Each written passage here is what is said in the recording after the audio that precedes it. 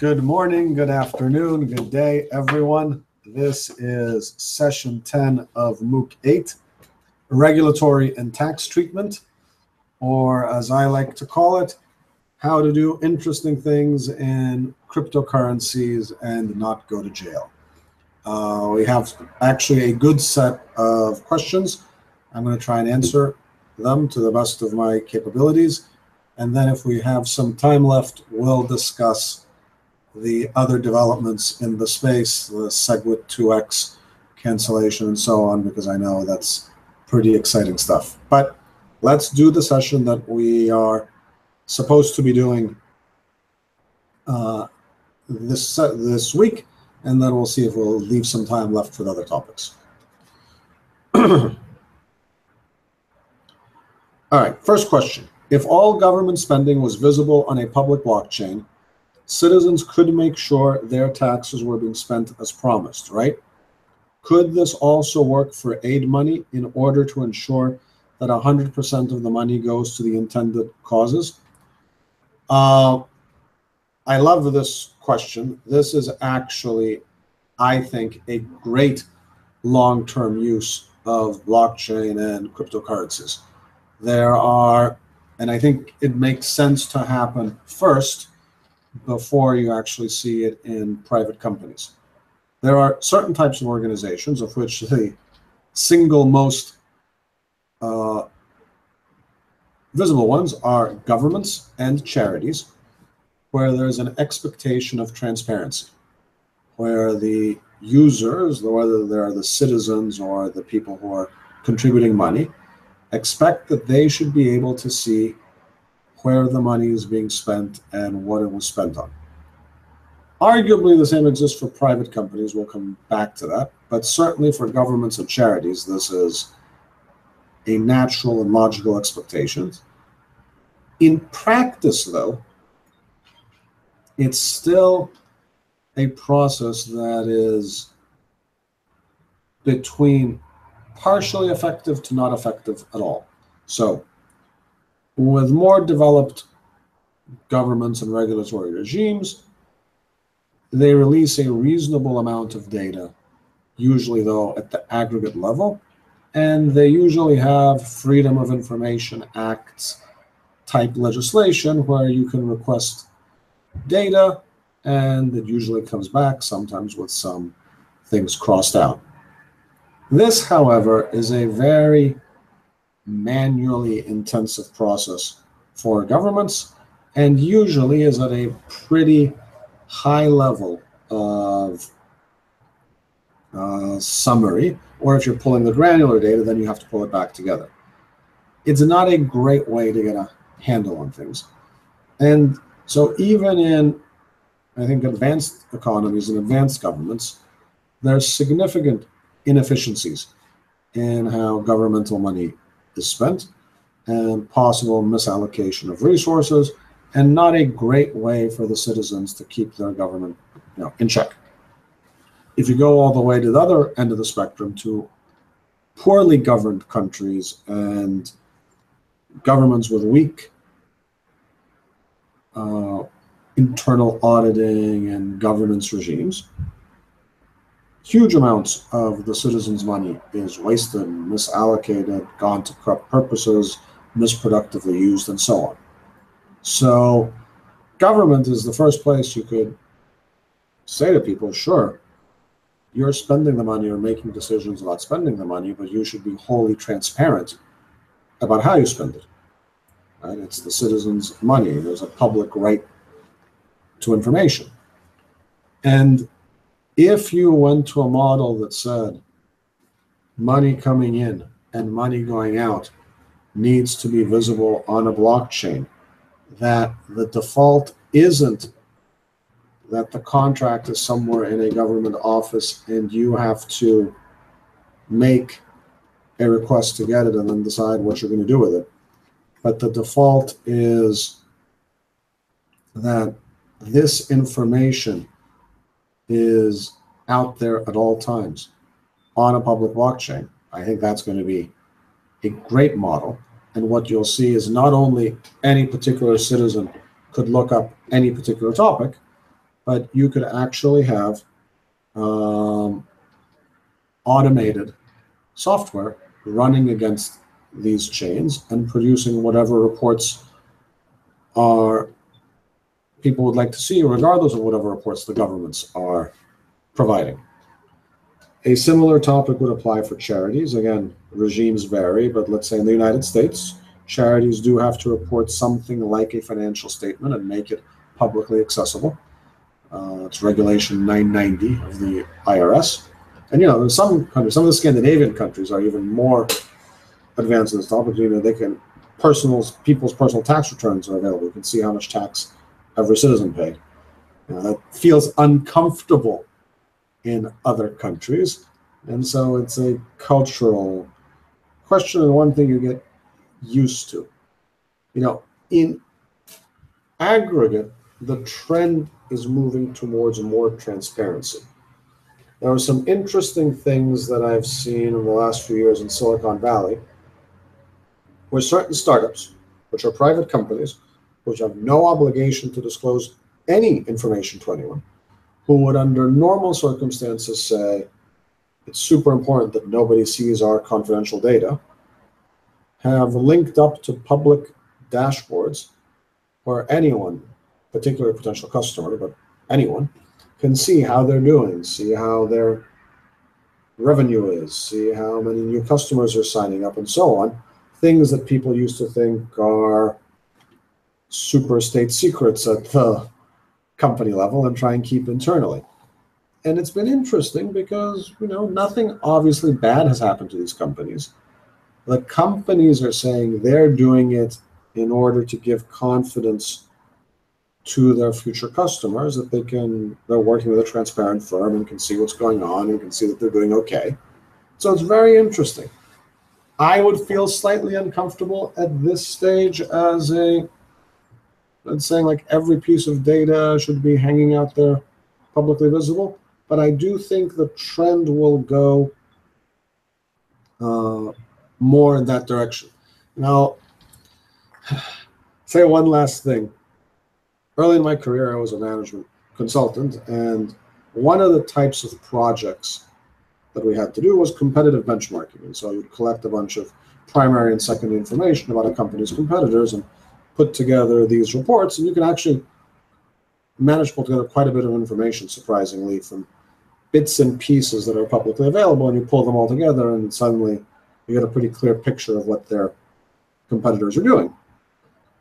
And what was interesting to me is it didn't actually have the effect I thought. So let's say you're working for company A, and you collect all this amazing information about the sales force of company B, C, D, and E, which is the competitive set.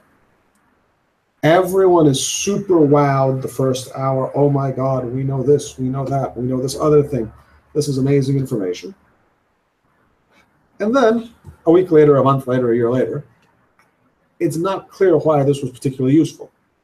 It's actually very few of the companies that wanted this competitive benchmarking were then able to do anything particularly practical with it, because the hardest thing generally organizationally is not trying to discover what your competitors are doing, but actually try to make yourself better, and finding out some facts and figures about your competitors doesn't solve the real difficulties of getting the right people in the right areas to do the right things, which is just as hard as it was before.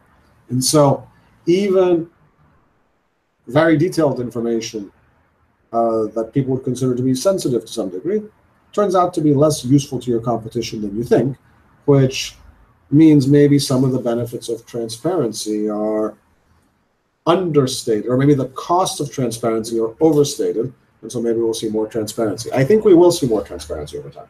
On the governmental point, whether they need it or not, it is interesting that they've set this objective. Dubai has said by 2020, all government services have to be delivered on a blockchain. It's November 2017, so I'm not sure they'll hit that in literally 25 months, but it's the right type of objective. It's the right type of direction. And so I think we will see more governments adopt this. I think we will see more charities adopt this. And then I think this will circle back to companies and citizens. And so, and people can argue, I mean, some folks are going to say, oh, this is kind of scary and maybe dystopian and authoritarian, but a lot of things we do are in fact visible today. And effectively, the government does have access to it. And it's just the process of creating that access is slow and painful and inefficient. So, you're running a company. Like in Cyprus, all companies have to produce audited financial statements from an accountant, and based on those, you then, pay your taxes. In the process of auditing, in the process of calculating your tax bill, is kind of painful and slow and, takes several months after the end of the year. And the auditors do these kind of very silly things for 2017, like say, oh, look, you say this company owes you 200,000. I'm going to write a letter to this company to see if, in fact, they think they owe you 200,000. And, their auditors are looking at their statement and saying, hey, we owe 200,000. Let me write a letter to the other company to see if you think you're owed 200,000. These are coordination costs that come from non-distributed systems.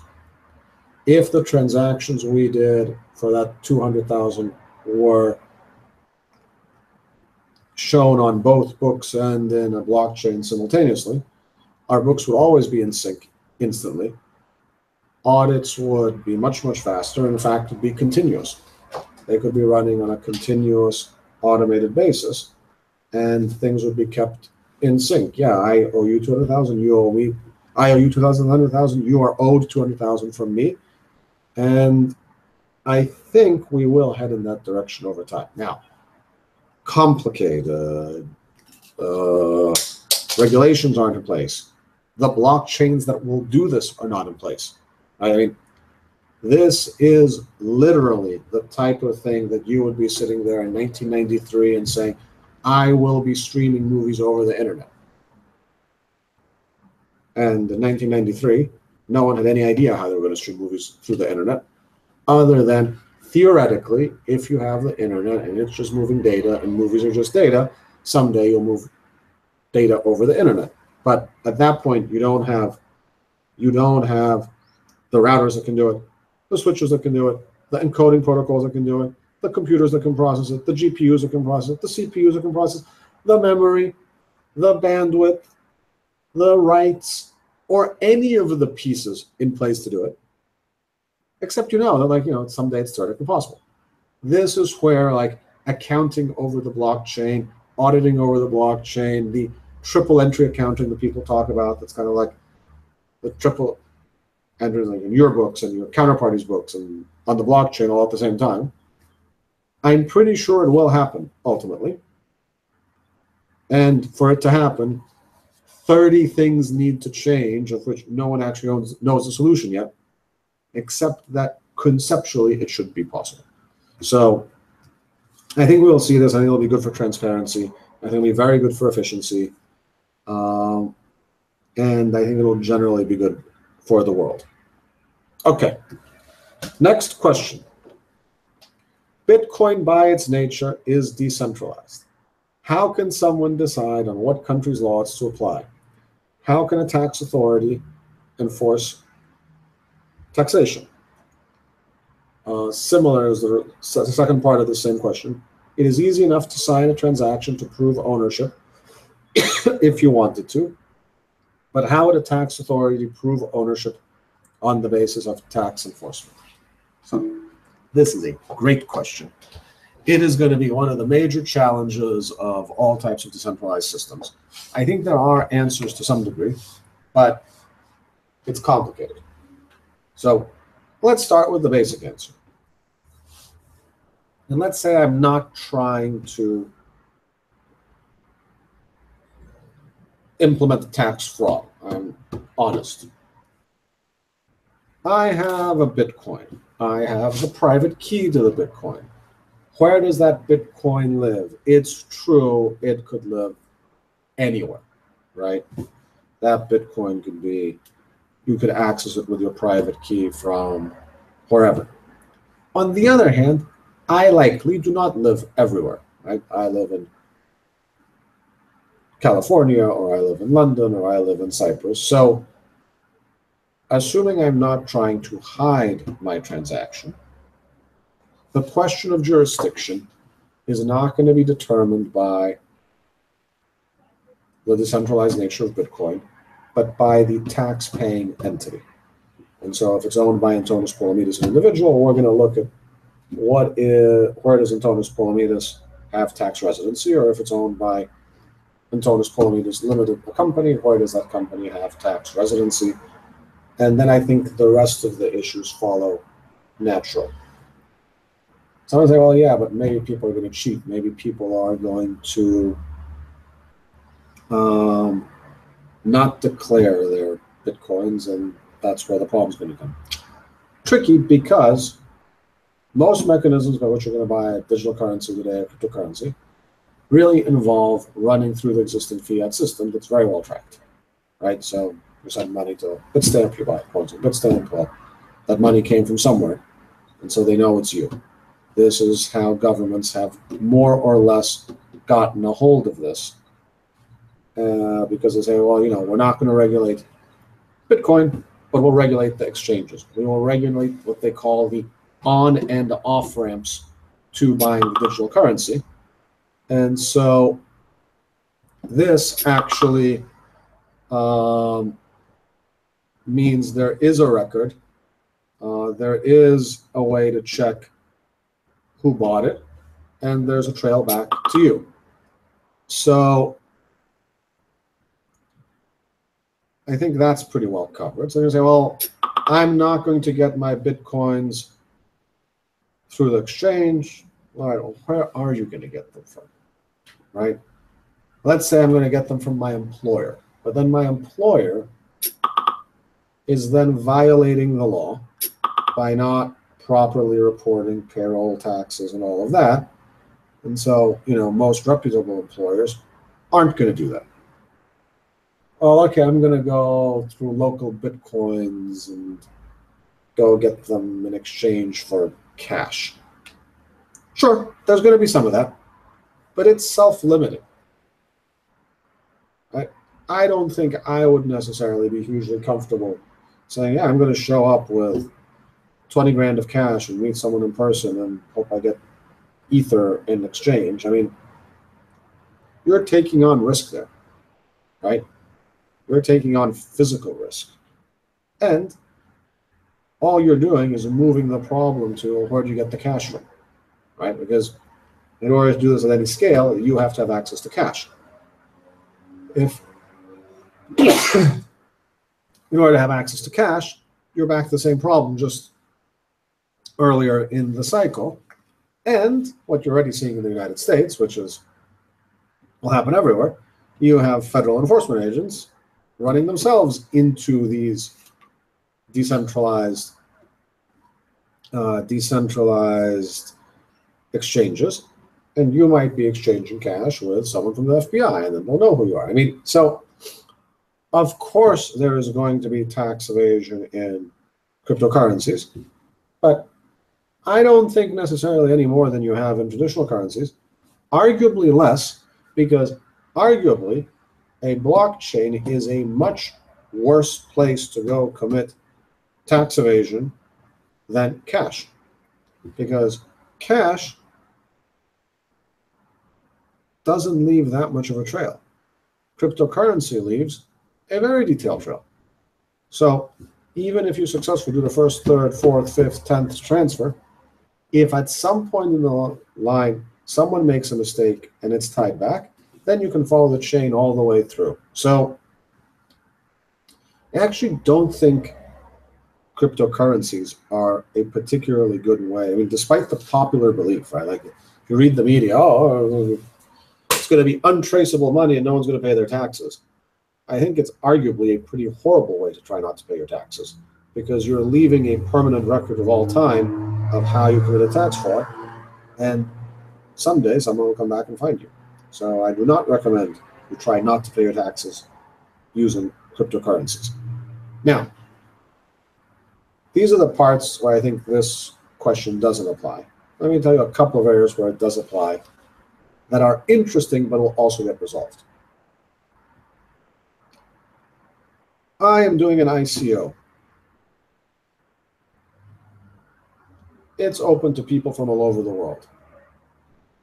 Which securities legislation is going to apply?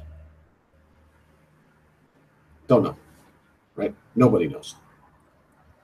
This is where there is significant risk today to the ICO promoter and to the exchange trading the tokens of the ICOs.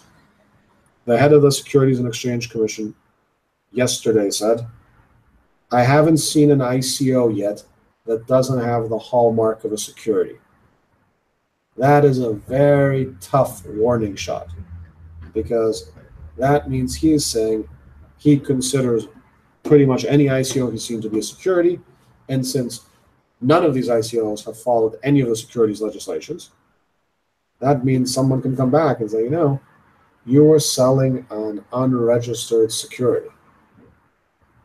That's illegal in the United States.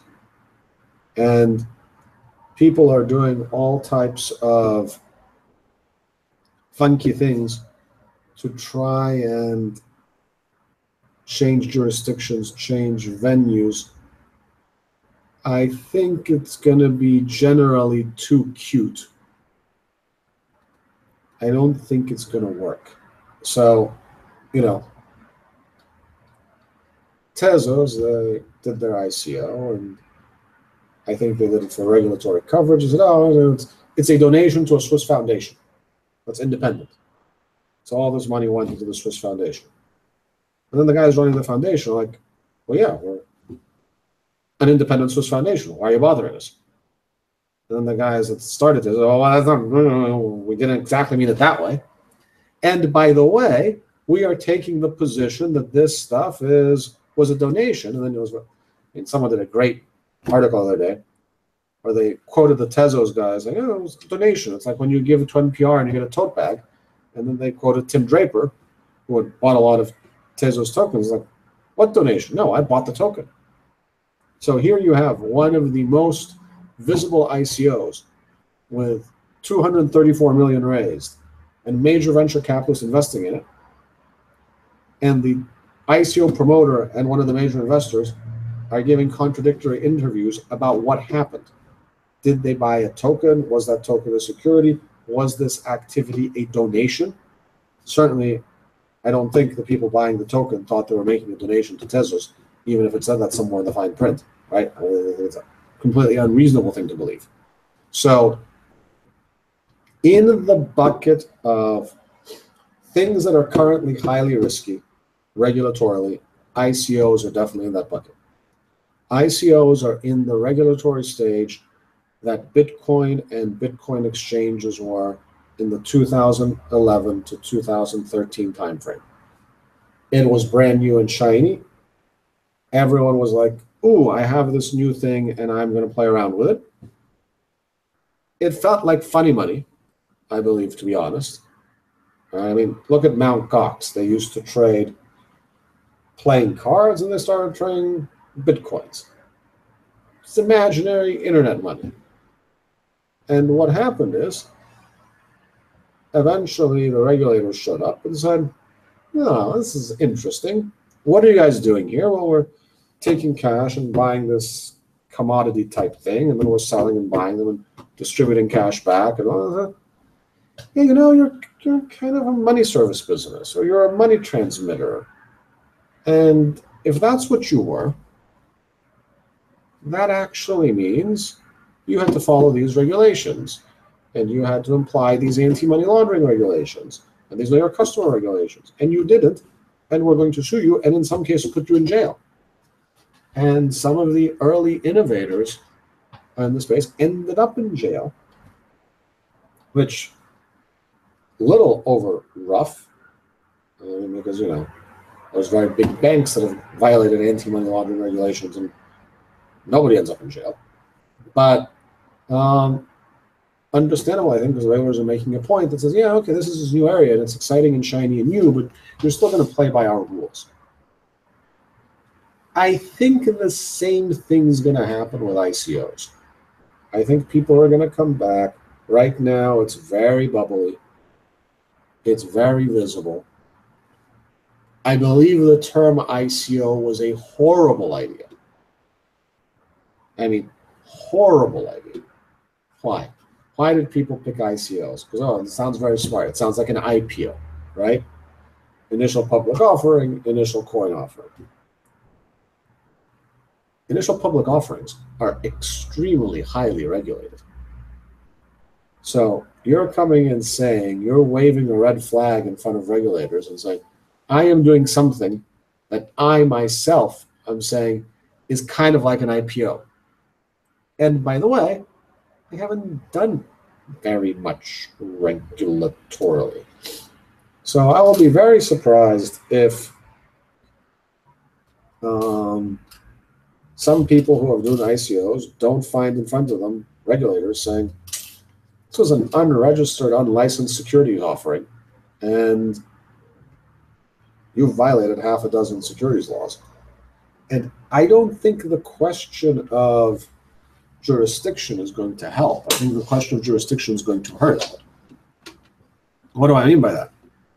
They're like, oh, well, we're nowhere because we're everywhere. I'm not sure they're going to take the position that they're nowhere. They're going to take the position that, like, there's actually quite a few regulators that can go after you, right? And so it's almost worse. So I think we're in this phase now with ICOs in particular, where people are very excited. There's a bunch of junk happening. There's a bunch of sloppy stuff happening. There's certainly a lot of securities laws being broken because some of the ICOs are truly token offerings, which will probably be okay. But a lot of the ICOs are effectively stock offerings disguised as a coin offering. And there is no reason to believe regulators won't be principles based in that case and say, if it looks like a duck and smells like a duck and quacks like a duck, this thing is a duck, even though you've called it something different. Because this isn't new to cryptocurrencies. There is a long and proud history of promoters of financial instruments effectively issuing a security and pretending it's something else. And this has been happening for decades.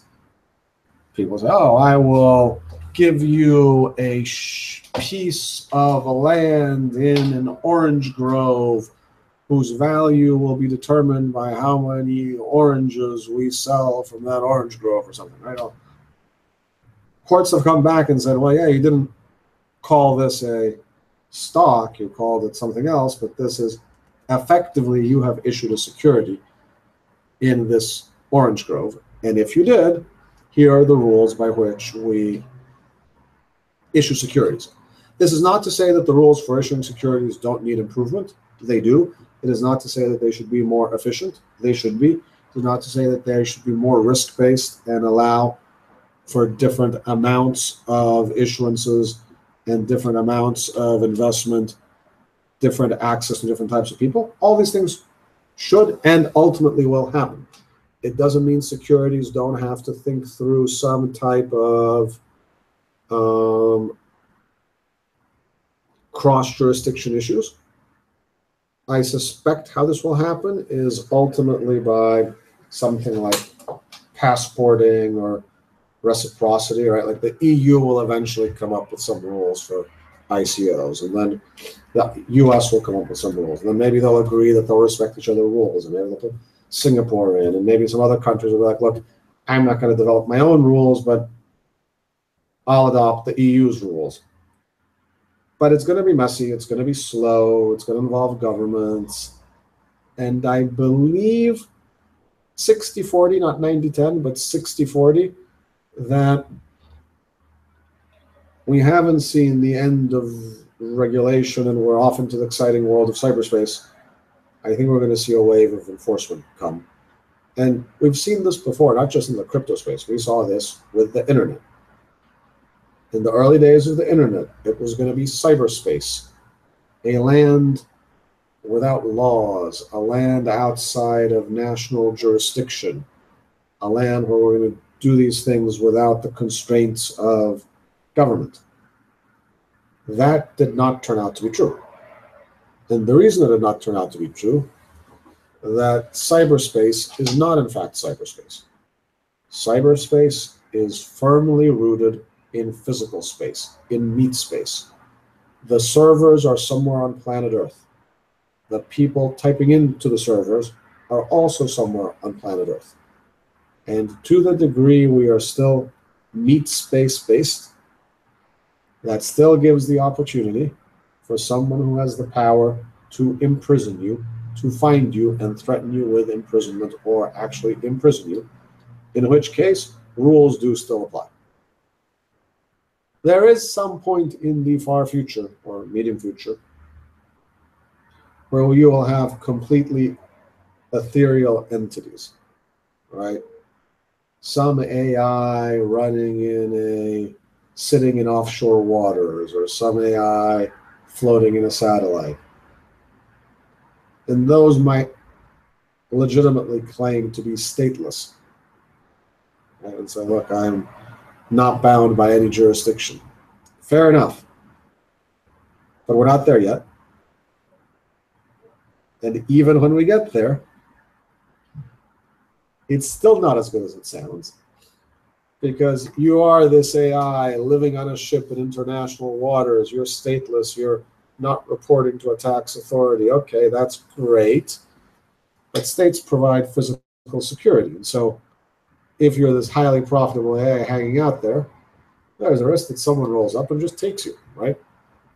So what I think we will actually see is governments will eventually develop regimes for both ICOs and what have you, and even for AIs, and say, like, look, work under this legal regime and you will be legal. It might be very attractive. You'll see, the Cayman Islands or Dubai or Switzerland or Luxembourg or Singapore will eventually be the first to come up with regimes and say, look, you will have legal coverage if you work under this regime.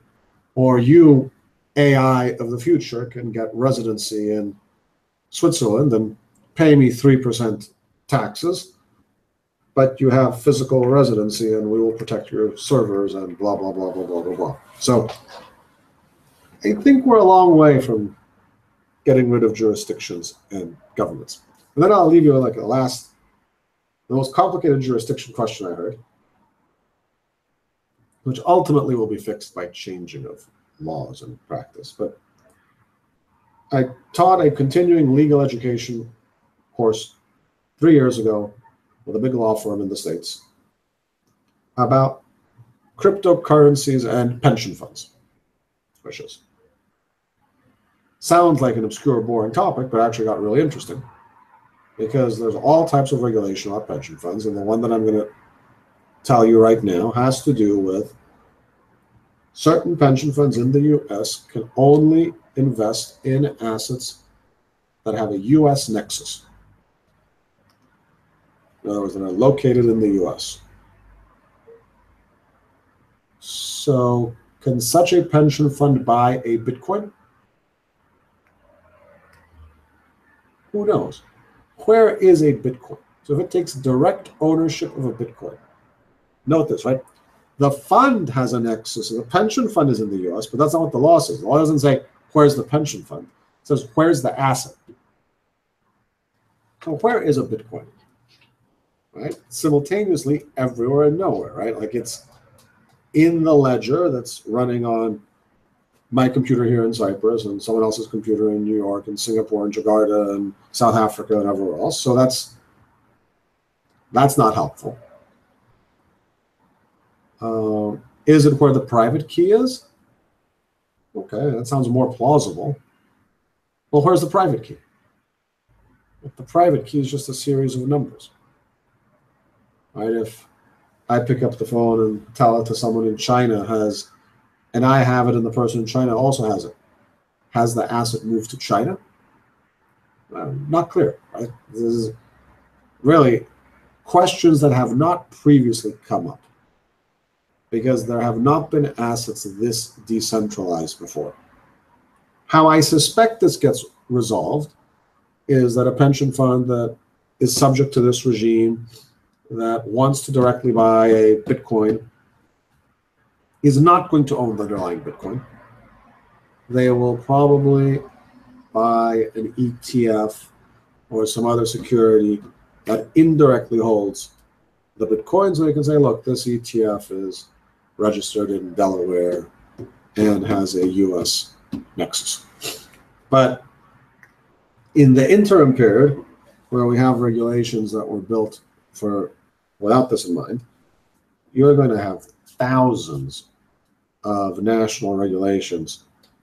We're going to look at cryptocurrency and look at the regulation. Like, well, how do these two things tie together? It's not going to be totally obvious. All right. Next question. In Canada, Bitcoin ATMs allow for virtually anonymous exchange of fiat to BTC and the reverse. Does the same apply in the United States? And or how is that possible given money service business regulations within FinCEN, where they're required to develop and implement an AML program? I am not your lawyer, so don't take this to the bank, but I believe that is not possible in the United States. I think there needs to be some type of KYC, even with the Bitcoin ATM, like they'll take your picture or want a picture of your driver's license or what have you. And I think we will see standards.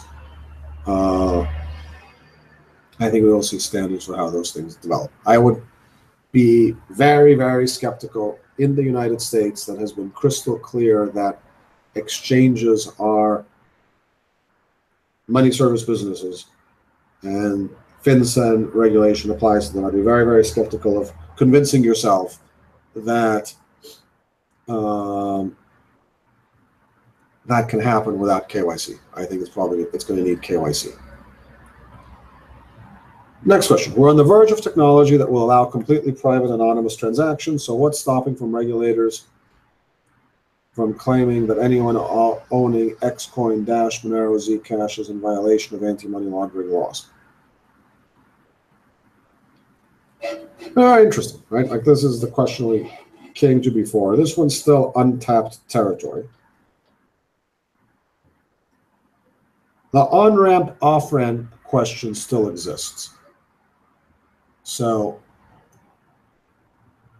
you're going to say, I got Zcash, spent $100, I have $100 of Zcash. So they'll know that. Then the interesting question becomes, if you continue to operate in the Zcash economy only, right? This is important. If you go back out to fiat, they'll also know, right? So I then sold my Zcash for 200 euros and 200 euros showed up in my bank account. Well, Zcash might be anonymous, but the in and out of your bank account is not. Okay, so you live in the Zcash ecosystem. The transactions are anonymous.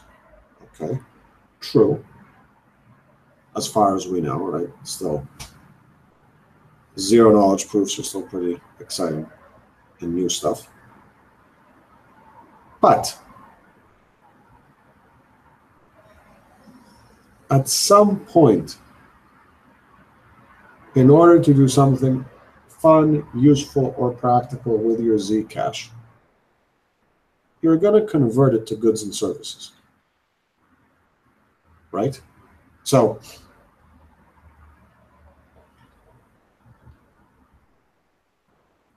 you buy 100 euros of Zcash. Zcash goes crazy. You have 10 million euros of Zcash. You keep it in Zcash, and someone says, oh, you have 10 million euros. No, I don't. I spent it 5 years ago to someone else. Sure, maybe someone can't actually prove that you didn't spend it, that you don't have it anymore, right? You moved it around. You still actually have control of it, but you're saying, no, I don't have control of it. Okay, you can probably pull that trick off. But you still have 10 million of imaginary money at that point. At some point, the end goal of this exciting scheme to make $10 million presumably is to do something with it, not just know that you have $10 million of money that the second you touch it, you're going to go to jail because you didn't declare it. And it was like, oh, well, I bought a house, I bought a car, I went on a fancy vacation. All those things are going to tie back to your identity. And then, if you then go and declare to your tax authority that you haven't made any money whatsoever, that you're suddenly living in $1 million house,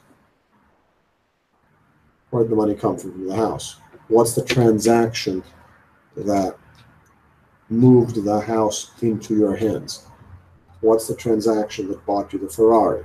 What's the transaction that paid for your stay at the Four Seasons in the Caribbean, right?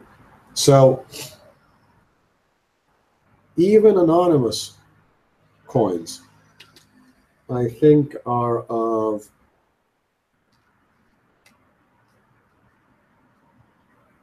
moderately low utility for avoiding any meaningful amount of taxes. Probably a little bit more useful if you wanted to do criminal transactions. Right? Like if you wanted to buy drugs online, yeah, Zcash might actually be more helpful for that than Bitcoin would be. If you wanted, though, to, because you can hide, you can hide the nature of the transaction. But if you then want to spend your Zcash, turn it back into goods and services, I think you're going to come across, again, auditable activities. And so, again, maybe I'm wrong on this. So I read a bunch of things about anonymous money and all the bad things it's going to create. But I haven't figured out how this anonymous money is any better, is any more anonymous than cash is. It isn't.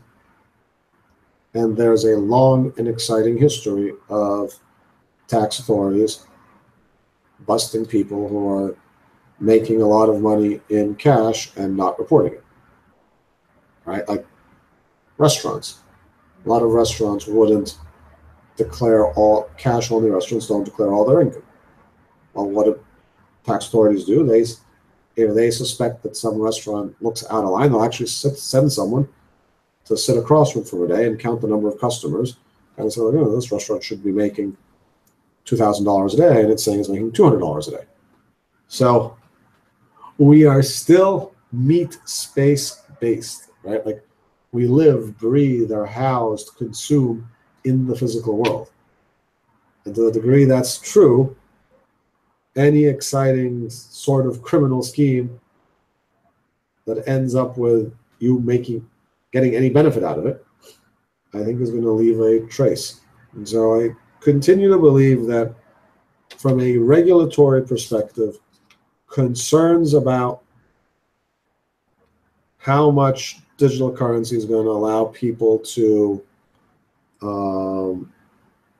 evade taxes or conduct drug trafficking or terrorism or what have you are, while not zero, overblown.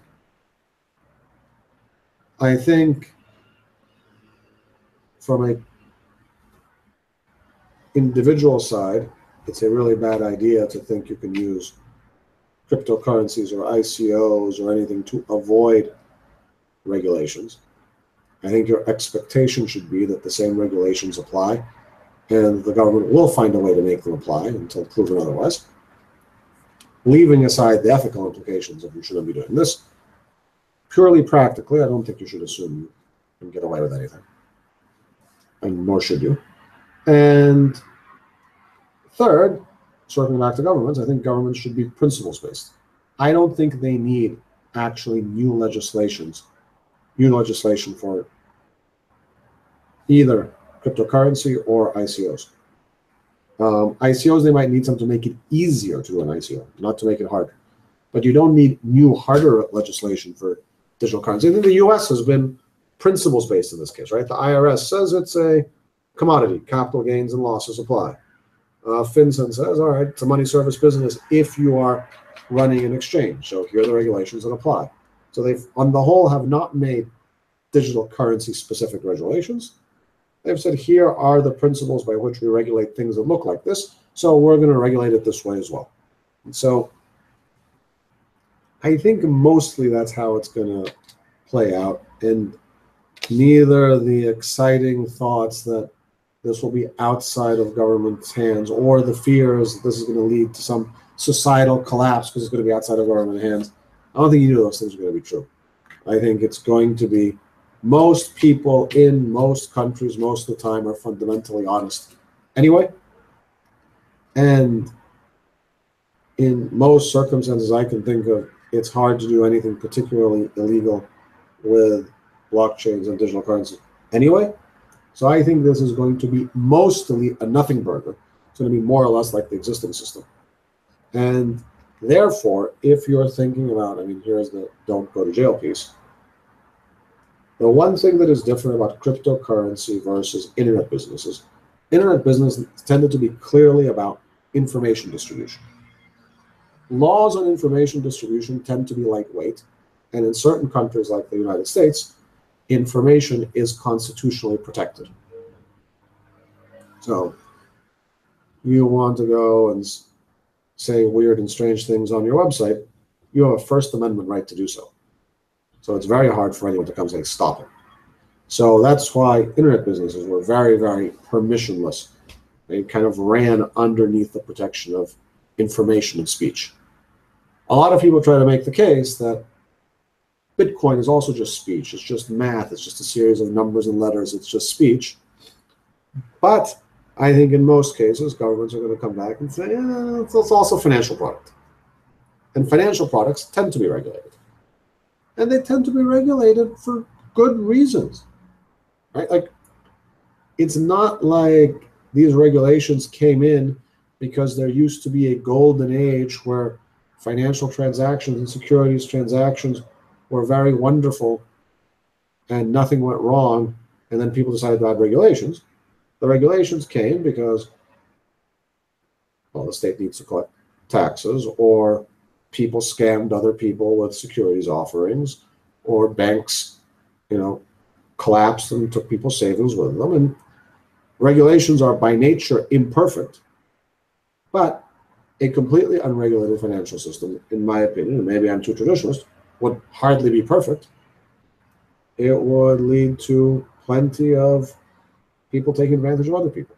And so what's the right balance? Who knows exactly? I mean, I think that's a moving target of what are the efficiency costs of regulation versus what are the consumer protection benefits of regulation. And balancing those two is difficult, but it's certainly not one thing consistently. So I'm going to stop now on this because we have about 7-8 minutes, and the rest of the questions are kind of along the same lines. We have had a very exciting week in cryptocurrency this week. First of all, the SegWit 2x fork has been canceled. Personally, I think that is fabulous news, and I'll explain why. This was going to be by far the most contentious fork that will have happened in any major cryptocurrency. The community, the companies, the developers were hugely divided on this topic, and it was going to lead to both a big fight for control of what is called Bitcoin, and also, I mean, in the worst case scenarios, attacks back and forth from miners, attacks by changing proof of work. All of this, I think, would have been hugely harmful to the Bitcoin blockchain cryptocurrency ecosystem. We are at the point where institutional money is going to come in. We're at the point where mass adoption might be 12 to 24 months away. This is exactly the type of thing that they will not want to see. Right? This is exactly the type of thing that is a nightmare for institutional investors. Someone says, think about the following. You just had the CME say we're going to have futures in Bitcoin. And then a contentious hard fork happens. And 3 months in, with a futures contract outstanding, there is a big division about what's a Bitcoin. Is it the thing on this chain or is it the thing on that chain? And now you have a futures contract you have to execute. What price are you going to look at? What Bitcoin is a reference Bitcoin? I mean, if the community can't keep it together on things like that, it is very hard to then expect broader adoption and institutional adoption, because this stuff or as I understand how this thing happened, from an institutional perspective, it's amateur hour, right? So I'm very glad it got canceled. It had a possibility to be a big disaster. I also think, and this was the part that never made sense to me of why it had to happen, I respect both sides of the small block, big block debate. I have my own view, but it's 60-40. I think the small block guys are right, but I'm not 100% certain. I'm 60-40. The good thing is there is a non-contentious hard fork with replay protection focused on big blocks already. It's called Bitcoin Cash. So what I never understood is why we didn't just say, great, we will already run this experiment. On the one side, you have Bitcoin Core, which has a very conservative, small block oriented approach. On the other hand, you have Bitcoin Cash that is going to push for much, much bigger blocks and is far less conservative technically. I think this is a fabulous thing to happen. We as a community and as a planet should run both experiments. You have the small block experiment and the big block experiment. One might work better, one might work less. They might both work, but for different usage cases. And because Bitcoin Cash came as a fork of Bitcoin, everyone who owned a Bitcoin in August 1st of last year has a stake in both chains. So from my perspective, I think that's a thrilling outcome. And, these are non-contentious. No one is arguing. Someone's arguing. A handful of people are arguing that Bitcoin Cash is Bitcoin, but there's no broad support in that. No one's going to get confused on that topic. The exchanges are going to clearly list them separately. And there, I'm hoping we will see a significantly less contentious environment, because it's clear the chain that is called Bitcoin is going to move on a slower, more conservative, more settlement layer with layer 2 solutions approach. And the chain that is called Bitcoin Cash is going to go for on-chain scaling and big blocks. I mean, crazy big blocks. They did on their testnet gigabyte blocks. And this is exactly the experiment that should happen. Instead of saying, instead of saying, we are going to have a death match argument between 1 megabit plus SegWit and 2 megabits plus SegWit, which in the scheme of things is very much the same thing, and confuse the heck out of everyone except for 2,000 cryptocurrency nerds, right? Outside of I have people who are held Bitcoins for 5 years now, know the space reasonably well, but are otherwise normal human beings. And they were utterly confused and flabbergasted by what this whole thing meant. And I was trying to explain to them, I'm pretty good at explaining what this stuff is. And it's a whole 20-minute discussion on why this thing's even happening. And if you are a normal human being, even a sophisticated financial human being, this whole thing sounds like Nerd Battle 2017, right? Why am I supposed to care about this? So those differences are very small. What I'm interested in seeing is now the development energy fall into two extremely distinct buckets. Bitcoin's philosophy and Bitcoin's Cash's philosophy is very, very different. And now that's the real experiment we should run. We should see, is it the case that Bitcoin Cash can go to very big blocks and still maintain, and the low transaction fees that will hopefully entail are going to be viable and can still keep decentralization and so on. And in the meantime, we let the Bitcoin team go for a highly settlement-oriented, very conservative approach. And that's okay. That's exactly right. So this, to me, was the set of events that have happened over the last 6 months, while dramatic, have actually ended up in arguably the best case scenario. Bitcoin got SegWit, which was critical to the plans of the small block team. Bitcoin Cash forked off without SegWit, which for whatever reasons they don't like, and is going for mega blocks. And that, I think that's fabulous. I'm very optimistic about what happened. I feel it's a very good outcome. And I think there is relatively limited appetite for everyone to go anytime soon and rehash all these, no pun intended, rehash this argument. And that means a ton of energy. I mean, I'm deep into cryptocurrency Twitter. And one of the frustrating things is seeing many of the greatest minds in this field not working on actually further developing the ecosystem, but endlessly arguing with each other on Twitter, which is, I mean, a complete waste of some of the smartest people in the world, right? So hopefully that topic is now off the table for the immediate term, and we can focus on improving and further developing the ecosystem and the new challenges that are going to come, which they will come, right? The next level of challenges are going to be, I think, soonish nation-state type challenges of different types. And so, and for those, it's going to be a different, interesting type of battle. So that's my view on SegWit 2x. On the parity situation, I mean, it's sad, funny, sad. I don't know what to say. There are these multi-signature wallets on Ethereum that had a bug in the summer.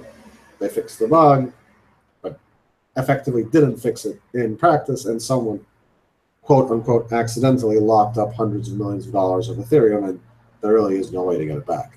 So that part is obviously quite tragic for the people who've now just gotten locked up a whole bunch of money.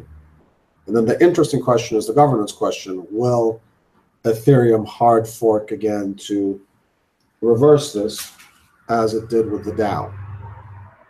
I am very curious to see what Ethereum does, because this is relatively much less important than the DAO. So it doesn't have this level of, it could really block up the ecosystem. And if they hard fork, it's an interesting question of what precedent this sets. Like, what's the point where they don't hard fork? So I'm curious to see how it plays out. Either Ethereum is going to be setting a precedent of hard forking relatively often, because this will happen again. I mean, the theory of this not happening again is the theory of saying people can write error-free code.